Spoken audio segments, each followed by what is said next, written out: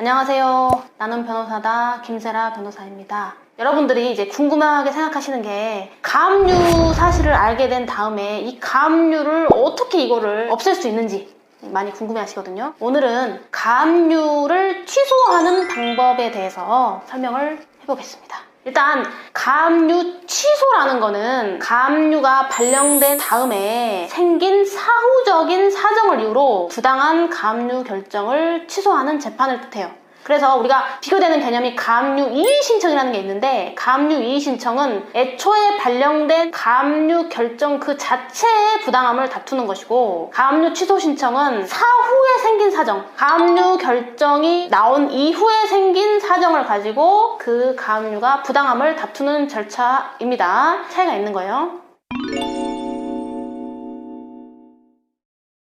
가압류 취소 사유는 우리 민사집행법에서 정하고 있어요. 일단 첫 번째, 제소 명령에 따른 본안 소송의 부재기에 따른 가압류 취소. 두 번째가 가압류 이유가 소멸했거나 그 밖에 사정 변경이 있음을 이유로 한 가압류 취소. 세 번째가 법원이 정한 담보 제공을 이유로 한 가압류 취소. 네 번째가 가압류 집행 후에 3년 동안 본안 소송을 제기하지 않음을 이유로 한 가압류 취소.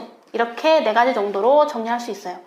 여러분들이 이제 유념하셔야 될 게, 제가 설명드린 이 4가지 가압류 취소는 그러한 사유가 있다고 자동으로 판사님이 알아서 가압류를 취소해주는 게 아니라, 채무자가 그러한 사유가 있음을 소명하여 가압류 취소 신청서를 법원에 접수를 하고, 그 신청서에 따라 판사님이 판단을 하셔가지고 가압류 취소 결정을 해주셔야지만 되는 거예요.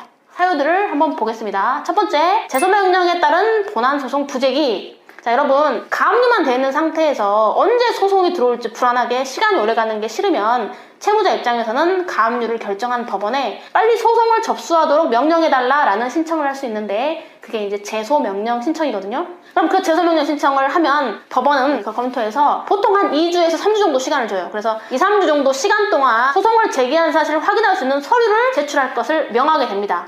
우리가 그걸 제소 결정이라고 하는데요. 예를 들면 이제 법원에서 한 3주 정도 시간 내에 소송을 제기하고 그 소송을 제기했다는 사실을 확인할 수 있는 서류를 내라라고 했는데 채권자가 안 합니다. 그 기간 동안.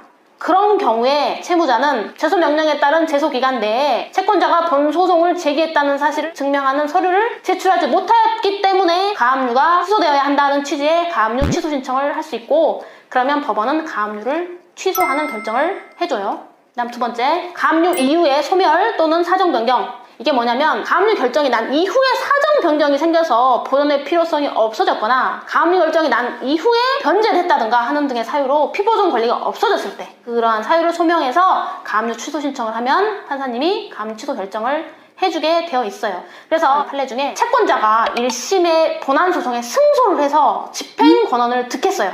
그래서 당장 본집행이 가능한 상태에서 특별히 그 본집행을 하지 못한 무슨 장애 사유가 있는 것도 아닌데 가압류가 그대로 살아있는 경우, 이런 경우에 그 가압류는 본집행을 할 수 있는 상태이기 때문에 가압류의 보존의 필요성이 없다라고 해서 채무자가 가압류 취소 신청을 하면 가압류가 취소된다는 판례가 있습니다. 그 다음에 이제 가압류 결정 이후에 사정 변경, 이게 이제 대체로 뭐냐면 원고, 채권자가 이제 가압류를 하잖아요. 채권자가 원고가 본안 소송 1심에서 패소를 했어요. 아직 그 패소 판결 확정된 건 아니고 항소심을 다투고 있습니다. 이런 경우에 보통 이제 채무자들은 변호사님 1심에서 우리가 이겼는데 이거 가압류 지금 취소할 수 있습니까? 이렇게 여쭤보시면 저는 그렇게 될 수도 있고 안 될 수도 있습니다 라고 설명해요.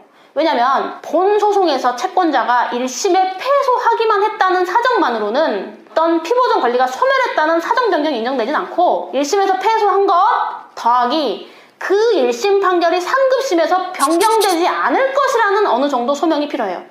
그래서 가압류 취소 신청을 하면 판사님이 1심에 채권자가 패소를 했어도 만약에 항소심에서 그 1심 패소 판결이 바뀔 것 같다 라고 판단을 한다면 가압류 취소 신청을 해봤자 가압류 취소를 받을 수가 없는 거죠. 그다음에 이제 법원의 담보 제공, 이거는 말 그대로 이제 공탁, 흔히들 쉬운 말로 공탁이라고 하는데 법원에 일정한 헌금이 됐든 금전을 담보 제공함으로써 가압류를 취소할 수 있습니다. 그다음에 마지막으로 3년 동안 본안 소송 부재기. 의외로 수년이 지나도록 가압류만 해놓은 상태에서 아무것도 하지 않는 경우가 많아요. 부동산의 경우는 가압류가 등기부에 기재되어 있잖아요. 그리고 이게 한 7년 전, 8년 전 가압류 결정이 그대로 살아있어서 부동산을 처분하는 데 어려움을 겪게 되기도 하거든요. 자, 그런 경우에는 3년 동안 아무것도 안 했다는 이유만으로 자동으로 그 가압류가 없어지는 게 아니라 3년 동안 가압류만 해놓고 본소송을 안 했다 이러한 사실을 소명해서 가압류 취소 신청을 해야 되고, 그 신청을 판사가 가압류 취소 결정을 땅땅땅 내려줬을 때 그때 비로소 가압류가 취소되는 것입니다. 오늘 이제 여러분들이 많이 궁금해하시는 가압류 취소 방법에 대해서 설명을 해봤습니다. 많은 도움이 되시길 바랍니다. 오늘도 시청해주셔서 감사합니다. 구독과 좋아요 꼭 눌러주세요.